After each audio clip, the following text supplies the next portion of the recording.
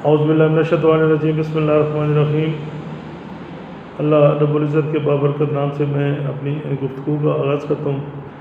आज जिस टॉपिक के ऊपर मैं गुफ्तगू करना चाह रहा हूँ वो इंतहाई मैं सब अपनी नौइयत का बड़ा अहम टॉपिक है, और किसी हद तक ये जो टॉपिक है ये एक फरमाइशी टॉपिक है। हमारे पाकिस्तान के एक इंतहाई प्रोग्रेसिव ज़िम्मेदार, दर्द दिल रखने वाली शख्सियत,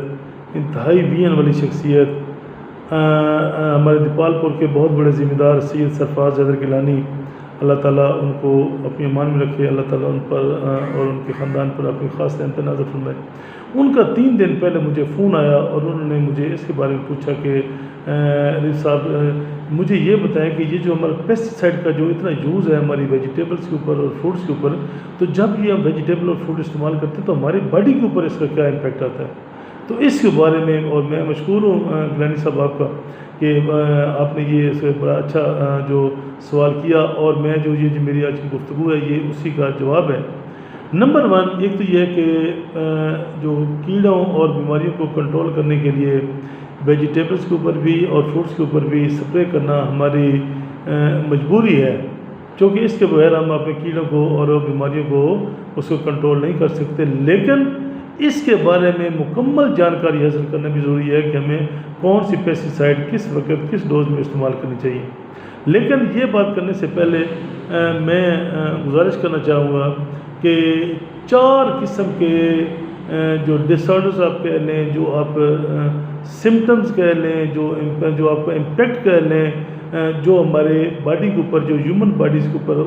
नमूदार होते हैं, वो है कि हमारा जो पेस्टिसाइड का जो अनजुडिशियस यूज़ है, जो हमारा गलत तरीक़ाकार है, उसकी वजह से। नंबर 1 पहला वो है बायोलॉजिकल उसका जो बायोलॉजिकल में हमारा जो रिप्रोडक्टिव सिस्टम है, रिप्रोडक्टिव सिस्टम का मैं बिल्कुल वाज़ेह से कह दूँ कि उसमें जो हमारी जो आगे नस्ल नहीं बढ़ सकती, अगर आप डायरेक्टली एक्सपोज हो जाएंगे इस पेस्टिसाइड आप इस्तेमाल करेंगे और एक्सपोज होंगे तो उसके ऊपर आपको इसका बड़े बुरी तरीके से उसका असर पड़ता है। इसके अलावा किडनी का फेलियर है, लंग्स का फेलियर है, एंडोक्राइनल जो हमारा सिस्टम है उसका जो फेलियर है उसके ऊपर इम्पेक्ट है, और इवन कैंसर जो है ये हमारे सब जो हमारे जो बायोलॉजिकल उसका इम्पेक्ट है इसका पेस्टिसाइड के ऊपर, ये हमारे ये सारे दरपेश हमें उसको फेस करना पड़ सकता है पेस्टिसाइड के यूज़ की वजह से। दूसरा जो है ये फिज़िकल है। फिज़िकल में आपका रैशेज़ का पैदा हो जाना, और उसके ऊपर इरिटेशन का पैदा हो जाना, स्किन इरिटेशन का हो जाना, आँखों की जो इरिटेशन है उसका हो जाना, और उसके बाद आपका जो नाइजिया है वो हो जाना, इवन ब्लाइंडनेस हो जाना, डिजीनेस आ जाना, यानी हर वक्त बंदा गुनूदगी में रहे, और इसका डायरिया हो जाना, और हमारा जो एंग्जाइटी का पैदा हो जाना, और एब्डोमिनल जो हमारे क्रम्प्सेस हैं उसका मतलब डेवलप हो जाना, ये सब। और इसका रिजल्ट सम टाइम डेथ के ऊपर भी हो जाता है, इंसान की डेथ भी हो जाती है। ये सब हमारा जो इसका जो फिज़िकल इम्पैक्ट होता है हमारे पेस्टिसाइड का, उसकी वजह से ये हो सकता है। तीसरा जो है ना वो हमारा रेडिएशन की वजह से होता है, जो उसका रेडिएशनल इम्पैक्ट है, जिसमें हमारा ब्लड प्रेशर का, हमारा ब्लड का डिसऑर्डर हो जाना, हमारा नर्वस सिस्टम का ख़त्म हो जाना ये उसका, और समटाइम मिसकैरेज हो जाना, और हमारा जो न्यूरोलॉजिकल हमारा जो सिस्टम है न्यूरोलॉजी का, उसके ऊपर भी इसका बहुत बड़ा इम्पैक्ट हो सकता है। और चौथा जो उसका वो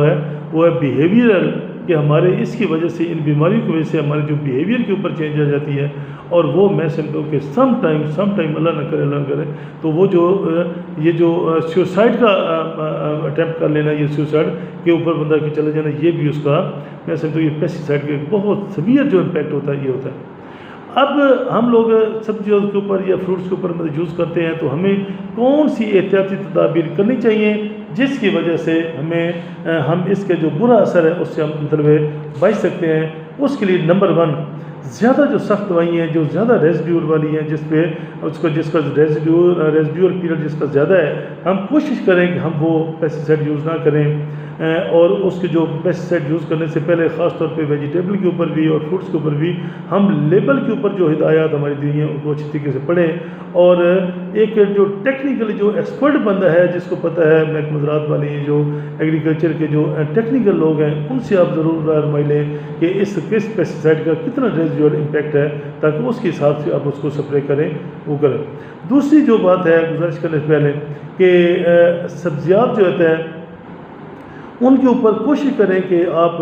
जब हमारी सब्जियां छोटी होती हैं, जब हमारे वो काटने से पहले सब्जी, उसके ऊपर आप ये चीज़ें स्प्रे करें। जब वो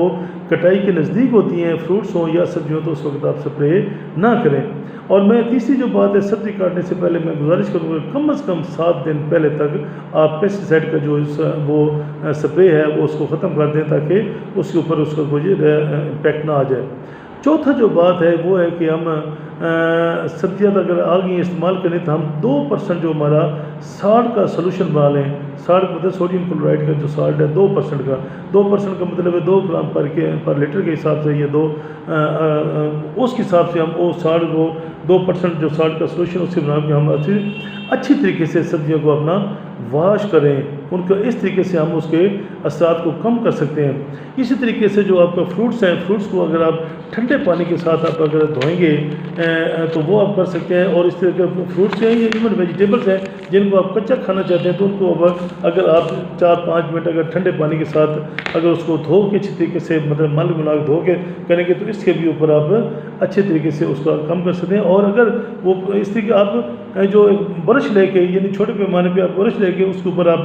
थोड़ा सा आप अपनी वो जो मतलब खीरा है, खीरा आप कच्चा खाना चाहते हैं तो उसके ऊपर आप इस तरीके से कर लेंगे, तो आप ब्रश के साथ उसको वॉश कर लेंगे, तो आप इसके असरात को कम कर सकते हैं। अच्छा, तो अगली जो बात है, छठी जो बात है, जो जिन सब्जियात को और फ्रूट्स तो ज़ाहिर आप छील सकते हैं, तो उनको कोशिश करें कि उनको वो पीलिंग कर लें, उनको छील दें, ताकि वो जो ऊपर वो जो हमारा जो पेस्टिसाइड के 2 असरात होते हैं, एक कंटेक्ट पेस्टिसाइड होती है, एक सिस्टमिक पेस्टिसाइड होती है। कंटेक्ट पेस्टिसाइड भी उसके ऊपर पड़ी होती हैं, और जो सिस्टमिक पेस्टिसाइड है वो भी उसका जो ऊपर वाला हिस्सा है, जो मतलब ये जो डर्मिस होती है, वो अपर डर्मिस होती है, लोअर डर्मिस होती है, उसके अंदर ही रहती हैं। अगर हम उसको सब्जियों को या अगर हम उनको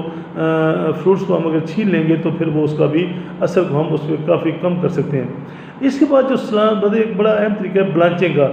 ब्लांचिंग क्या होती है? ब्लांचिंग होती है कि आप सब्जियात को या फ्रूट्स को आप गर्म पानी में, नीम गर्म पानी तकरीबन, तो उसमें आप तकरीबन को 8 से 10 मिनट तक आप भिगोए रखें, तो उसमें भी आप उसके असर को नीम गर्म पानी में, तो आप ब्लांचिंग करने से भी आप उसके पेस्टिसाइड के असर को आप कम कर सकते हैं। लेकिन उसके लिए ज़रूरी है कि ब्लांचिंग करने से पहले भी आप उस सब्जियात को अच्छी तरीके से धो लें। हमने वो तमाम मेजर्स अडॉप्ट करने हैं जिसके साथ हम इसके असर को कम कर सकते हैं। उसके बाद मैं समझता हूँ कि यानी ये जो ब्लांचिंग है, यानी स्टीम आप कह सकते हैं, जिस आप स्टीम देते हैं, ये गर्म पानी है, उस तरीके से आप इसको कम कर सकते हैं। फिर ये है कि हमारा जो कुकिंग होती है, कुकिंग का वैसे भी हमारा जो टेम्परेचर होता है वो 100+ होता है, तो उसमें आप उसमें जाके तो उसमें अब कुकिंग में आप वो करेंगे तो आपका जो मसला वो हल हो सकता है कुकिंग वाला। तो जब कुकिंग अच्छी तरीके से करते हैं उसके साथ भी उसके साथ कम हो सकते हैं। जो आपकी सब्जी कच्ची सब्जियाँ या उबली सब्जियाँ अगर आप इस्तेमाल करेंगे, तो फिर आपके वो उस वहाँ जो पहले वाले मैंने जो तरीके बताए हैं उस पर ज़्यादा फोकस करना पड़ेगा। और अगर आप कुकिंग करते हैं तो फिर वो जब वो आप वो भी प्रोसेस करें, और उसके बाद आप कुकिंग जब करेंगे तो उसके असर काफ़ी हद तक कम हो सकते हैं। ये मतलब कोई 6-7-8 तरीके मैंने मतलब ये जो आपसे गुजारिश की है, आप अगर ये करेंगे तो इस तरीके से आप इसके असरात को कम कर सकते हैं। इसके अलावा कोशिश करें, और मैं समझता हूँ ये कोशिश जो है ये किसी हद तक छोटे लेवल पे तो हो सकती है। जो आप किचन गार्डनिंग करते हैं, जो अपने घर के अंदर लगाते हैं सब्जियात, जो आप लान में लगाते हैं, छत पे ऊपर लगा सकते हैं, गमलों में लगाते हैं, इसके ऊपर तो आप ये काम कर सकते हैं। लेकिन जो बड़े पैमाने के ऊपर, जिस तरह बड़े बड़े टनल फार्म है, 15 एकड़, 16 एकड़, 10 एकड़, उस पर आप शायद ये ना कर सकें, ये चूँकि बड़ा ये फिर कॉस्टली हो जाता है। उसके लिए ये है कि आप जो ऑर्गेनिक जो पेस्टिसाइड हैं, ऑर्गेनिक जो है वो यूज़ करें। ऑर्गेनिक पेस्टिसाइड जिसमें आपका जो नीम के लीव्स हैं, उनके जो नीम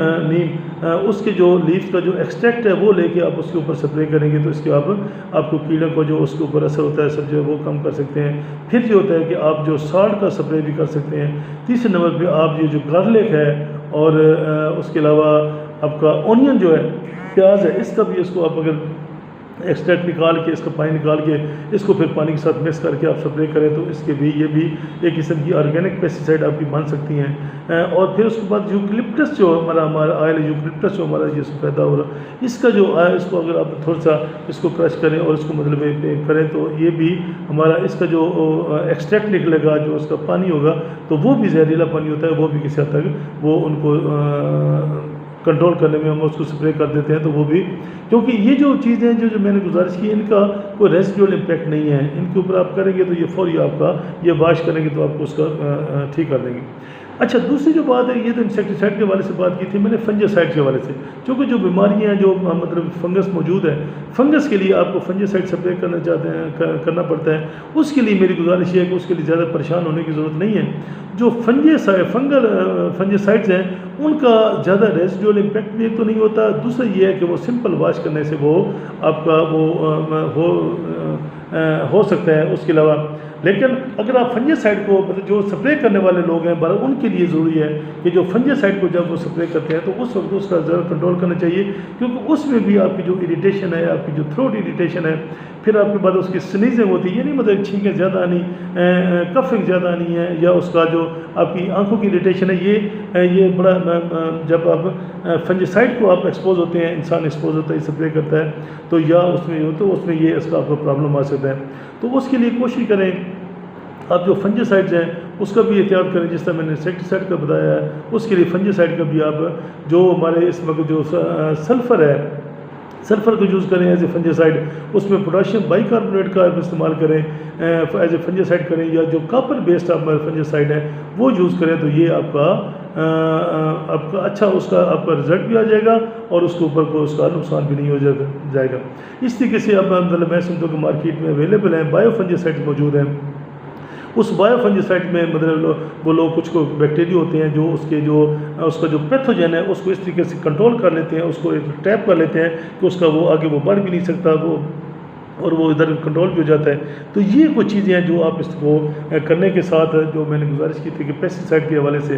कि आप इंसेक्टिसाइड का यूज़ करें, फंजासाइड यूज़ करें, तो ये जो तरीके मैंने आपको गुजारिश किया कर लें। एक अंदाजे के मुताबिक दुनिया में हर साल तकरीबन को 11,000 लोगों की डेथ हो जाती है ये पेस्टिसाइड का जो